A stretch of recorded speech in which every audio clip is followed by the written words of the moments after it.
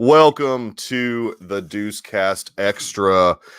Michael H. Bonney and Brandon Earl in the house to talk about. Oh yeah, you got the brand. we're here to talk about Yellowstone. I'm a super fan, man. I got my own brand. You got the Yellowstone brand, yeah. We're talking about the penultimate episode for season 3. Man, as always, it delivered. It delivered big time. Ooh, that is man. But first, I mean, today was DC Fandom. We've got to talk about all the stuff that happened. Hey, Soup Ash 3. That freaking trailer for the Batman. I mean, check me out. I got my Batman t-shirt on. That trailer for the Batman was what I needed. I was okay.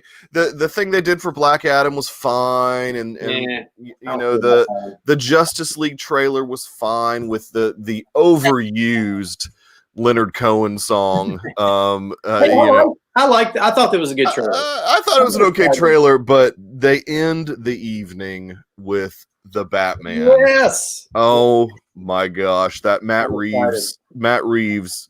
I am for this. Garrison says the Batman trailer was crazy. Oh yeah. I mean, I totally agree, Garrison. I mean, that Batman trailer was absolutely insane. Using Nirvana. I mean, something in the way that you just immediately are put in this world. It reminded me of like Seven. You know, I think I said that in our chat, that it's like a Seven vibe to it. Just really dark, which I know everybody complains about DC and how dark they go, but look, the Batman is a dark story. I mean, the Batman needs to be dark. I get that everybody has their Batman 66 and the happy-go-lucky Adam West, but it's fine. But man, this universe needs to be dark and gritty. Just firing off some of the things that we saw. I mean, we got a glimpse of the Batmobile. It looks cool. I mean, Garrison's right. They've only shot 25% of the film, which is really surprising. I mean, obviously, I think COVID affected a lot of filming on a ton of movies, so they've got a lot more to do. But man, I mean, that footage that they gave us tonight, I mean, was phenomenal. We see an almost unrecognizable Colin Farrell as the Penguin. And from what I understand, this isn't an origin story per se for the Batman. You know, if you followed all the goings on of fandom, they basically explain this is year 2. So year 1 Batman. He's still new to it's still new to all this. So the TV show that they're working on for HBO Max, which is going to be more about the Gotham PD, is like year 1 Batman. This movie's year 2, so it's like a prequel. I love it. I love this so much. I thought Pattinson looked great. So is Jeffrey Wright going to be in Gotham PD? I hope so. I mean, you've got to. You go with that. He's got that history. Westworld's almost over, right? Isn't it? Yeah. Well, no, I think they've got 2 more seasons of Westworld, but they can shoot this stuff. I mean, and he's got that relationship with HBO already, so it's a no-brainer to have him in that Gotham PD. That hasn't been announced yet or anything, but again, it's a no-brainer. I mean, he'll be the focal point of that. Maybe we'll see. We'll probably won't see Pattinson in it, but we'll probably see the effects of Batman on the streets. So I don't know, man. He might be. Maybe. I mean, he hasn't really or something. Yeah. So who was the one character I wasn't quite sure of? And maybe it's a Carmen Falcone type thing, but the bigger guy that was at the podium. Kind of looked at the camera slowly. He was at the podium. I'm not sure. I don't know if that was supposed to be a mayor. So the corrupt mayor. That's always there was something about it that made me say it's probably a corrupt politician of some type. Probably. The vibe I got off this. Have you ever read Year One by Frank Miller for the Batman? I have not. No. Got that vibe. I mean, I know it's Year Two, but I'm just saying it's really got that sort of vibe of like it's going to be super intricate. Because in that comic book, Batman's going back and forth between all these different gangs, and he's trying to figure this thing out. And so it's yeah, he says yes, year one. Yeah, I mean, for real. Melissa's all in. She's all in. So, sorry, Melissa, we're giddy about this Batman trailer. So we're talking about Batman first. We'll get to Yellowstone, I promise, but we're giddy about this trailer. Garrison's right. Yeah, the long Halloween also. Somebody mentioned the Owl group or whatever that's in the video game. I don't know about that, but the Court of Owls or whatever. Court of Owls, yeah. And dude, Paul Dano. I hope that this finally. I mean, and I know a lot of people that are movie files know who Paul Dano is, obviously, but I don't think Gen Pop really understands how good of an actor Paul Dano is. Great actor. I mean, he is going to destroy this role. I mean, as the Riddler, and it's a different look. I looked at some screenshots. You know, he's the guy. He's the guy at the beginning doing the. Yeah, so he's very. Yeah, it's a very different look. It's not a look that is very traditional for the Riddler. But is this just a beginning look? And because we've only got 25% of the movie. Yeah. This is kind of his origin, and he's going to develop into the traditional. I mean, I don't know. Just a thought. And I loved the guys with the white skull. That's sort of a throwback to, was it Batman Forever or Batman and Robin, where they had that gang with the skulls? It's sort of like a throwback to that. Obviously more gritty. We see Batman just destroy a dude just in an awesome fight sequence. Garrison says even Catwoman suit's probably a beginning. Yeah, totally. Yeah, I mean, and it's Selena Kyle, so that's cool. But she's not going to be, from what I saw, through the fandom, she's not going to be Catwoman when we meet her. She's just going to be. It looks like a thief or whatever. Yeah.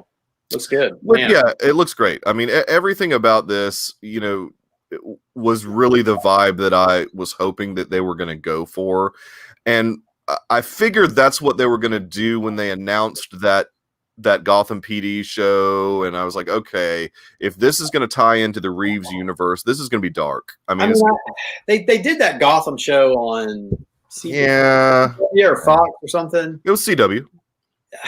I mean, it wasn't terrible. Oh no, you're right. It was Fox. You're right. It was Fox. I mean, it was a pretty good show, but I just I don't know if I really. I just want to.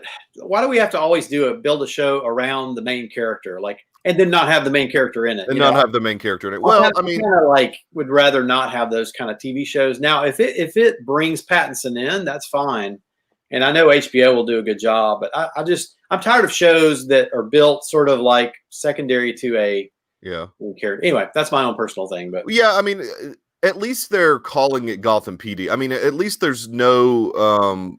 They're not stringing you along and calling it Batman Gotham PD or something like that. I mean, they're, and if you get Colin Farrell in it, and I mean, it could be really good. It could be good. I mean, get him in there. They're not going to mess around. They're going to have A-listers to star. Yeah, and they will. I mean, you're right about that. Totally. I mean, HBO's got the clout at this point, and with the way that they're really evolving HBO Max to essentially, take over all of the DC Universe content that they had.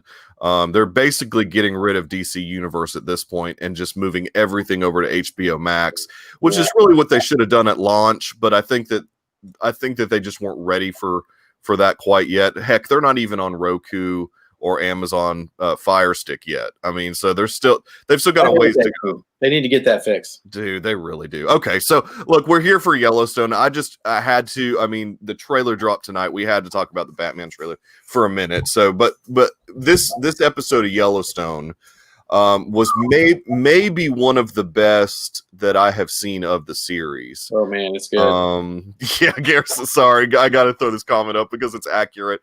Listen to Matt Reeves talk about Batman for hours. I need to go back and actually watch all of the content because I heard Matt Reeves was great.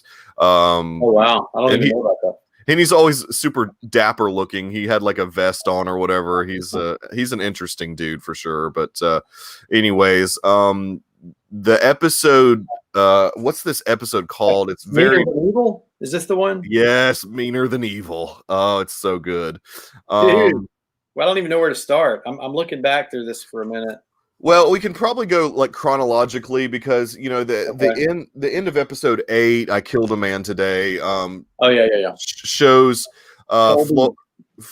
Floyd and Rip in the bar basically, right? Yes. And Walker's You say there. Floyd, it's Lloyd, right? Oh, it's Lloyd. So my bad. I get that. Yeah, it's Lloyd and Rip in the Yeah, bar. they weren't happy that Walker was left No, alone. they weren't. So the episode starts off with them basically grabbing him in the alleyway. Yes. Beating him up pretty good and taking him to Casey, basically. Yeah. Um, hey, what are you going to do about this situation? What do we tell you to do? I was really afraid at that point that Rip was going to be more angry with Casey than he was. I mean, I think of course he was, pretty ticked off at him and ticked off at the situation, but not to the point where he was going to do anything violent to Casey. Although with Rip, you never know. But yeah, season 1 Rip might have.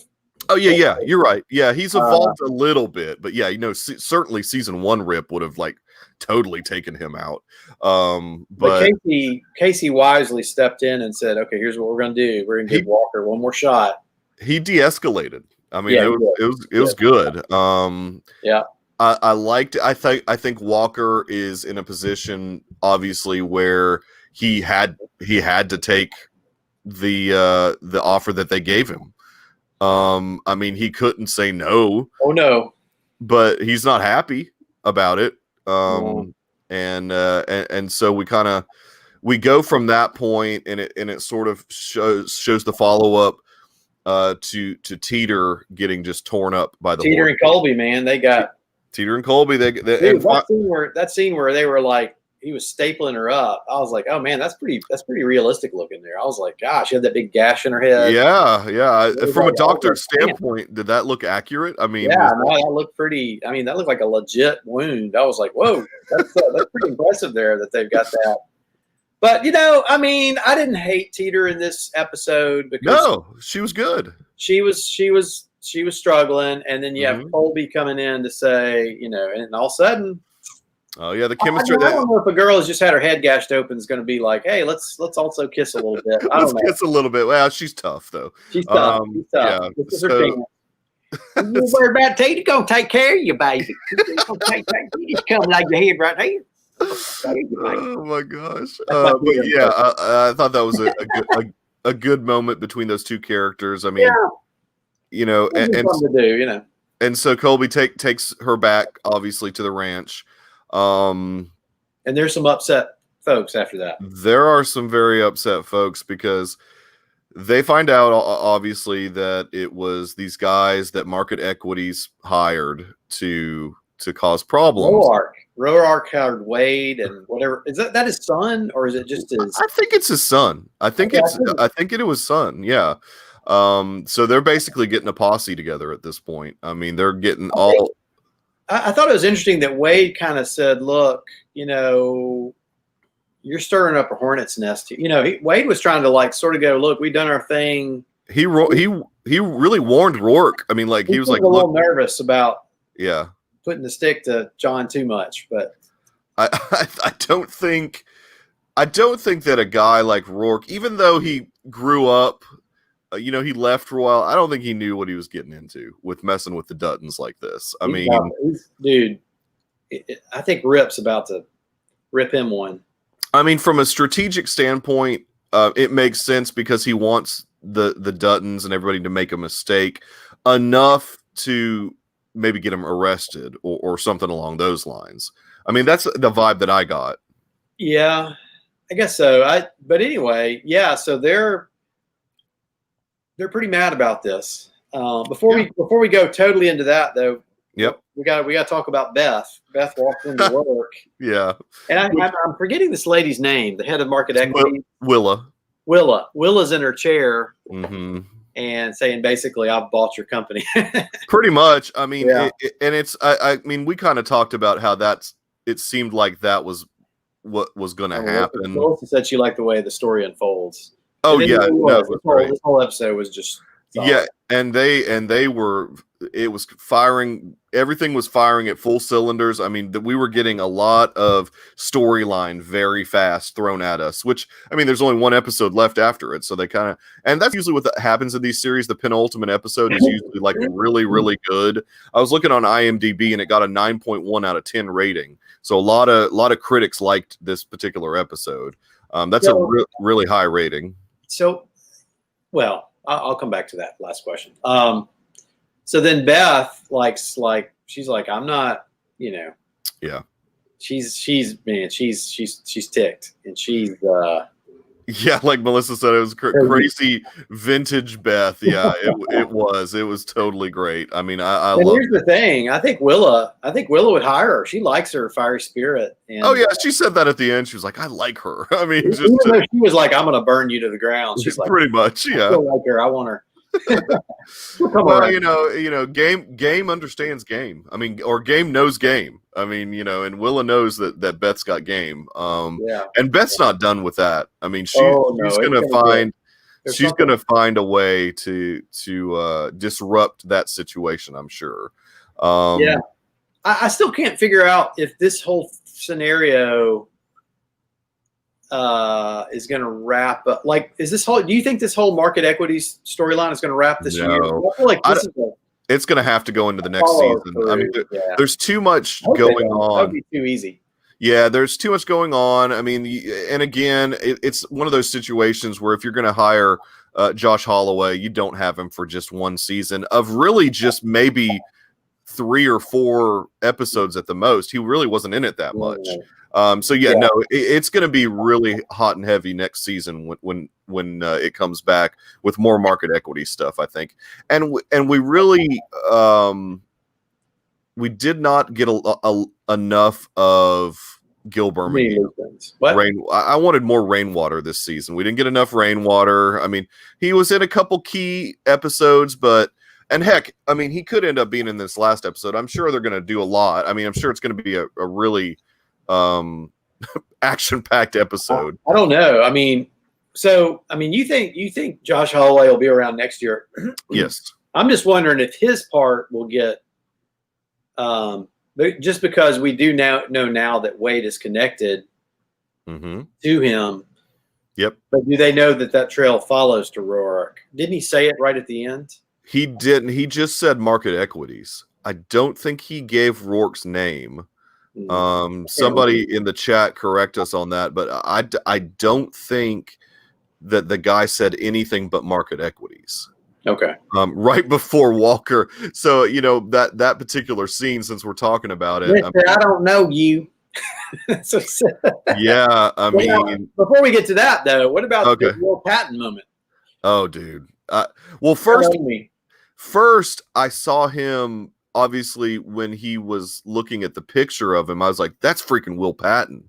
And I was like, it was a super young Will Patton, but I was like, oh, heck yes. I mean, that is going to be great. Some good stuff, because not that a person can't be rehabilitated, but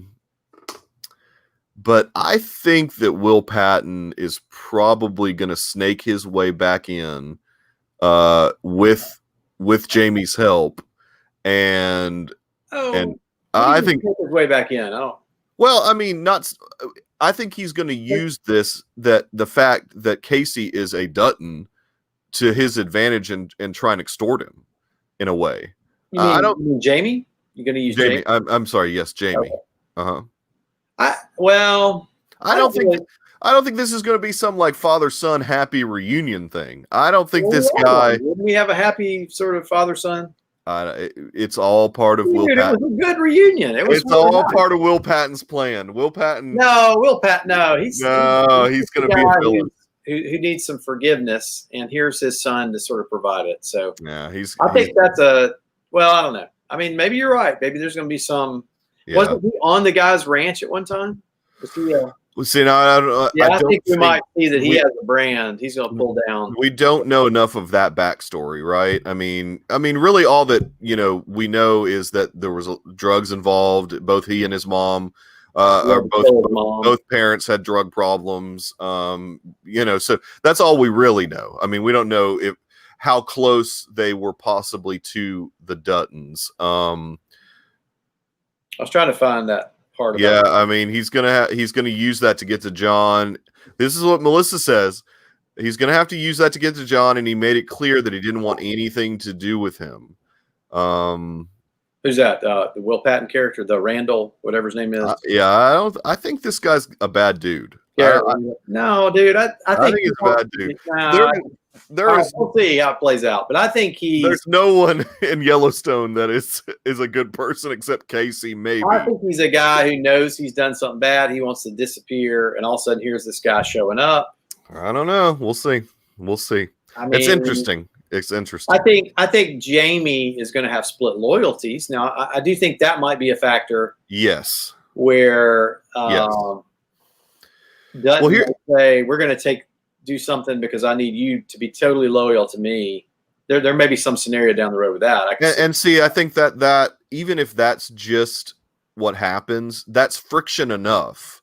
I mean, even if Randall or whatever the dad's name is, even if he has no intention of trying to disrupt the situation with the Dutton family, just being back in Jamie's life is going to disrupt that in general. I mean, okay, I agree with that. Yeah. The father and son moment is not redemptive, I think. Yeah, I mean, I didn't get redemptive vibes from that. It was like, come have a cup of coffee. I mean, I didn't get much of a redemptive vibe from that just yet.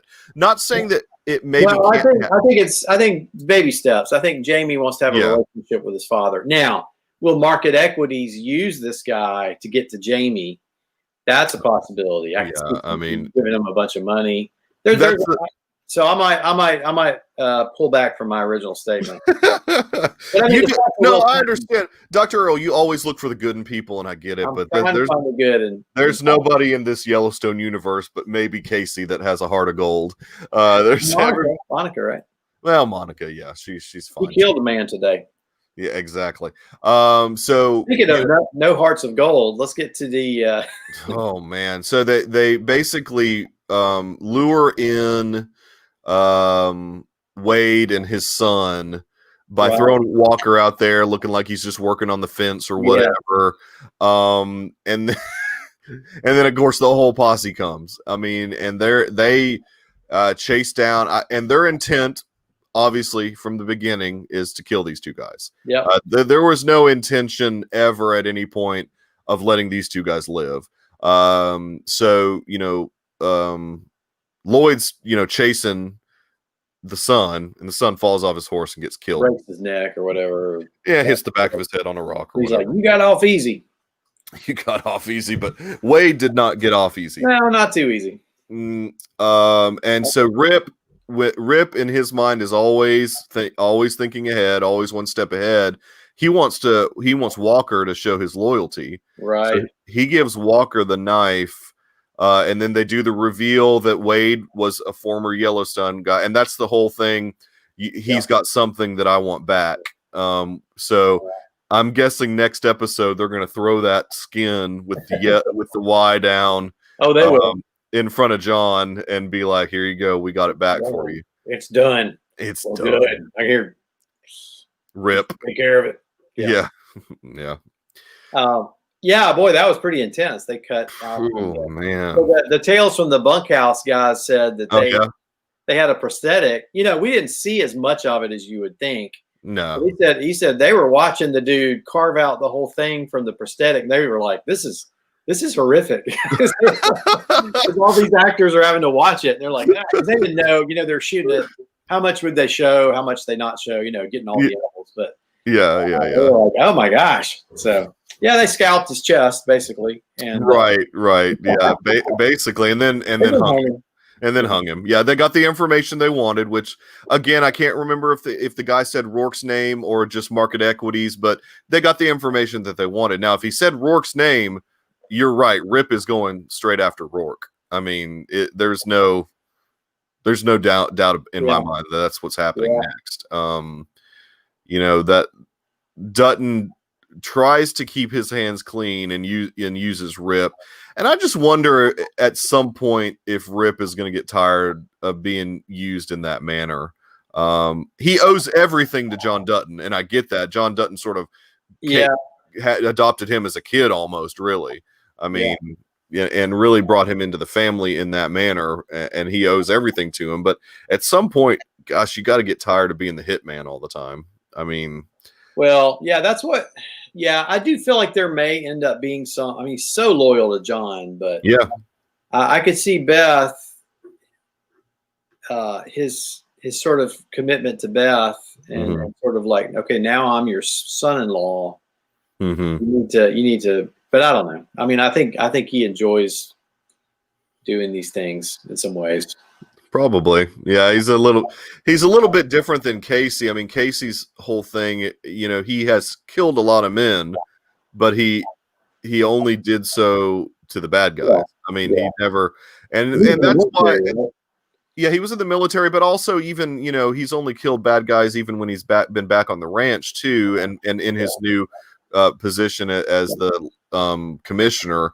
But Rip was like, why didn't you handle the Walker situation? And he explained to him, it was like, look, I'm not going to kill a guy that doesn't deserve to be killed just because he wasn't loyal and didn't want to be working on the ranch. I mean, that's basically. Well, and we got to realize too, Rip was that guy was flirting with Beth, if you remember. Walker. Oh, sure. That guy flirts with everybody. I mean, and that brings up a good. Laramie. Yeah, that brings up a good point because Floyd's gonna be. He's gonna be mad. Lloyd. He's gonna be mad. He's not gonna like the Walker situation.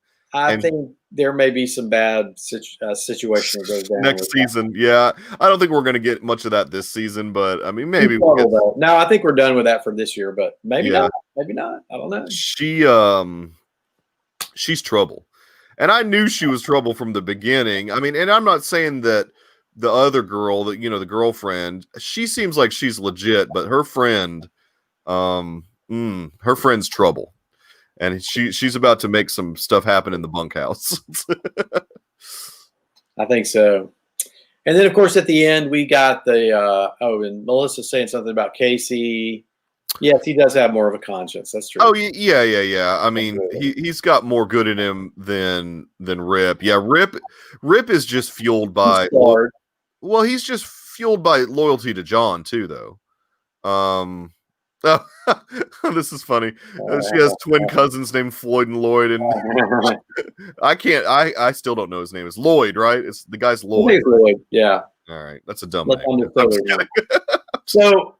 But then what happens right at the very end? We get a twin branding. Yeah, all the guys. Almost a marriage ceremony for Teeter and Colby. Yeah, Teeter, Colby, that other guy that I can never remember his name, but he's always around.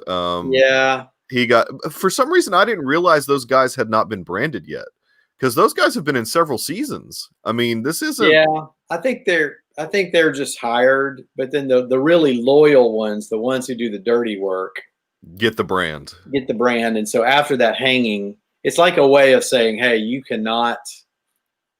part of this family now, and you're going to keep secrets in the family. It's like the mafia, basically. Yeah, exactly. It's like it or not, you're Melissa is not a fan of all the grossness of this episode. The scalping of the Y off of Wade and the branding, not a fan. It's okay, Melissa. We get it. It's a rough show. Branded Earl. That's I won't see it. Nah. Yeah. Well, we get a brand. We get a brand. I got an ND right here. You don't have the logo, the Hippocratic Oath logo. It's a secret meeting that we have. That's right. Forget the Hippocratic Oath. We just brand it. Brand each other. It's all good. It's all good. Not really, everyone. This is all make believe. But yeah, I mean, it was a crazy episode. Tater gonna take care of you, baby. Teeter, she got the brand. Is she the first woman to ever have the brand? Maybe there was probably because I bet so. I think she probably is because the Native American woman left too quickly. The one that was there last season. Yeah, and I actually liked her. I did too. I mean, I don't know. Maybe that actress got another gig or something, but yeah, I liked that character. She was not as she was tough, but not as tough as Teeter. Oh no. That's I mean, that's a wrap, I guess. Is that the end of the episode? Yeah, I mean, there was just so much. I'm trying to think if there was anything else really significant that happened. Melissa says, do an episode where we talk with the accent. No, I can't do that. I can't quite pull the Teeter. Yeah, no. Hey, so where do you think it's going to go from here? I'm not really sure how much is going to unfold next episode. It's going to. I mean, it's tomorrow. Since we're recording a day late. And I might actually try and actually watch it tomorrow. I think I might too, because there's a lady at work that's watching it now, and you don't want to get down the hall, and I had to stop her. I was like, no, don't. Yeah, I'll probably watch it instead of waiting like I usually do. I mean, I'm pretty caught up on every other show I'm watching, so I think I can probably squeeze it in there. But yeah, I mean, I don't know how this is going to end. I think we're obviously going to get a cliffhanger of some type. One option is that Rourke gets his comeuppance and that he's removed out of this whole situation. But I just don't see it though. You don't hire Josh Holloway. Yeah, you got to bring him back. I think whenever there's a cliffhanger in a show like this, I think it's generally going to be a situation where it's not good stuff happening for the Duttons, because then that'll be like, oh man, that was a huge finale. What's going to happen next season? So it'll be a good cliffhanger finale in that sense. I don't think they're going to wrap anything up major in one episode. I think there's going to be consequences to what they did to Wade and his son. I think. You think so? Oh yeah. And this is what Rourke wanted. I mean, he wanted something like this to happen. And when those guys just don't come back around, he's probably gonna... So here's the question: is the DA, the new state DA, going to have to investigate? Because Jamie's the DA now, right? He's the Attorney General.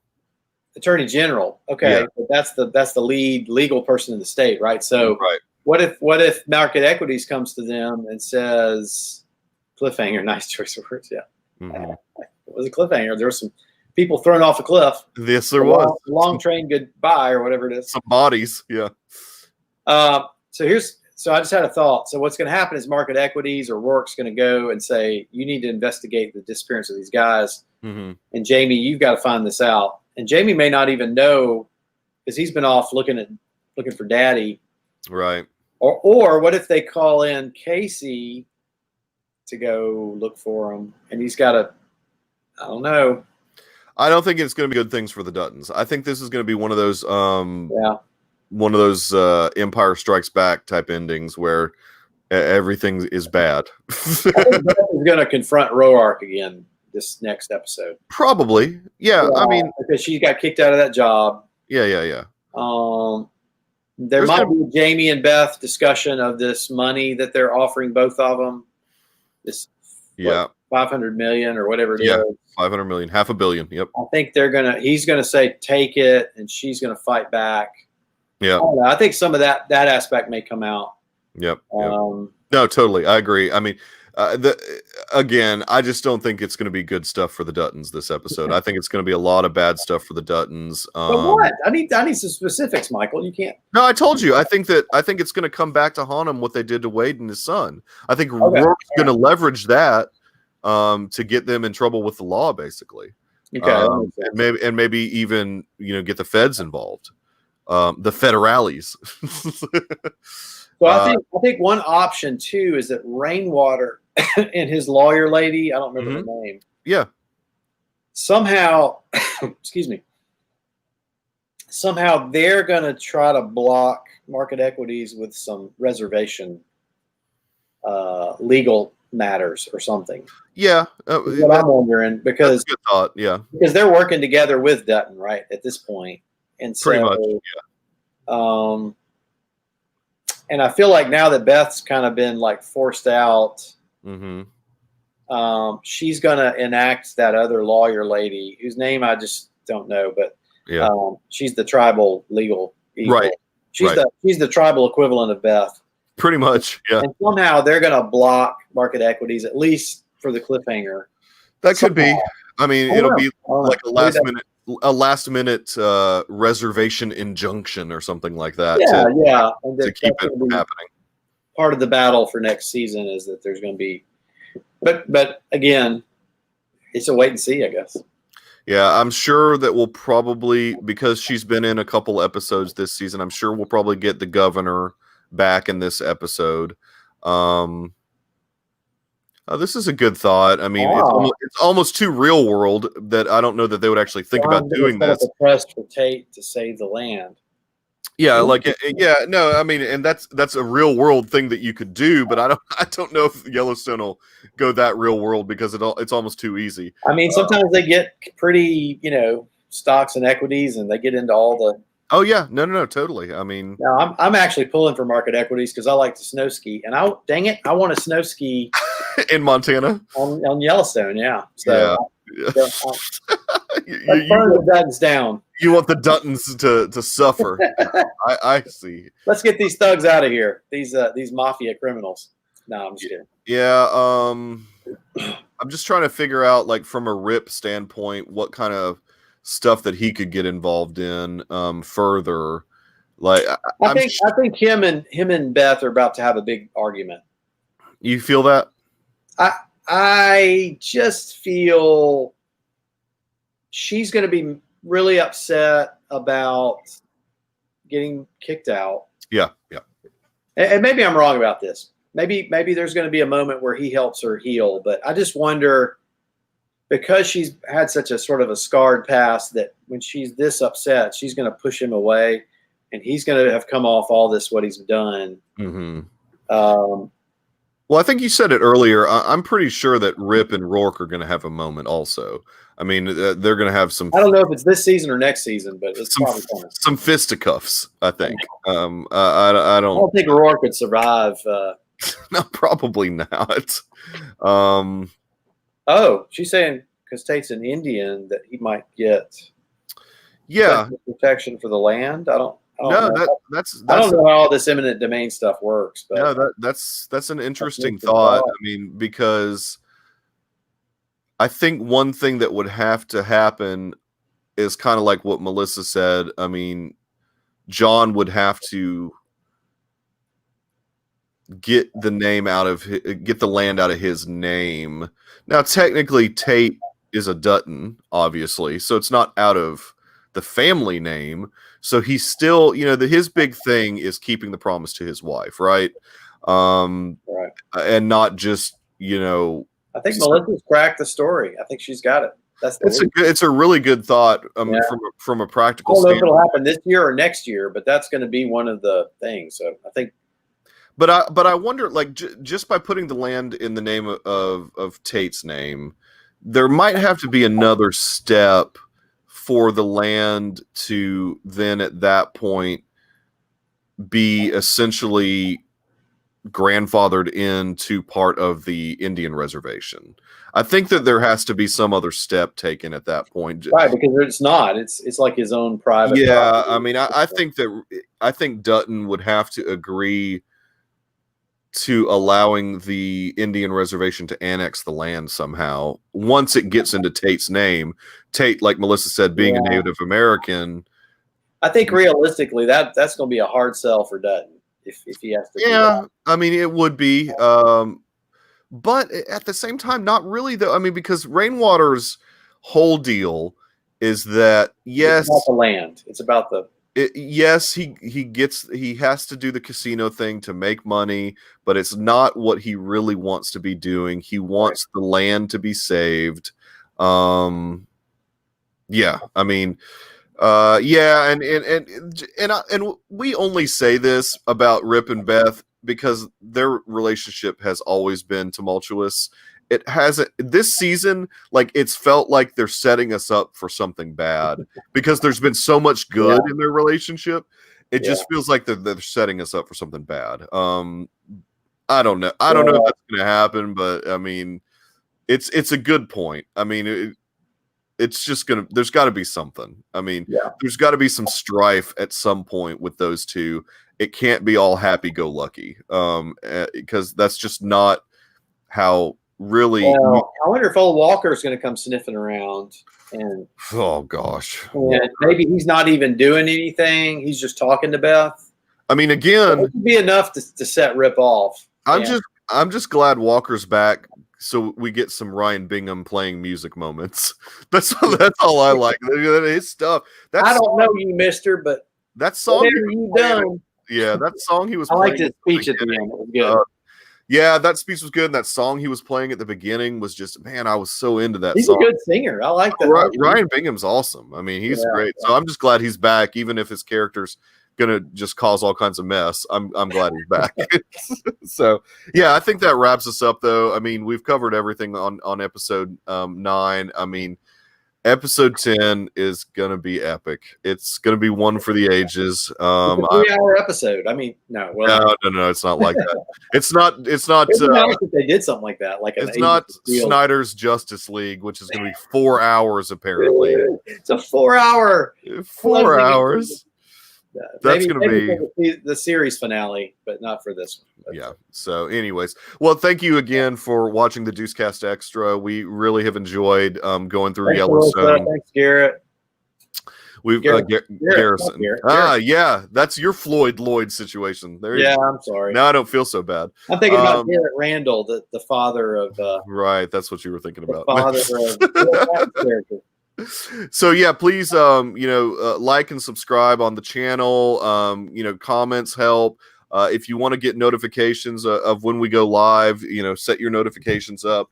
We'll try. Where's Josh from Wyoming tonight? Oh man, I know he's probably out. We did it on a different night though. We did it on a different night. He's probably out playing some golf. Who knows?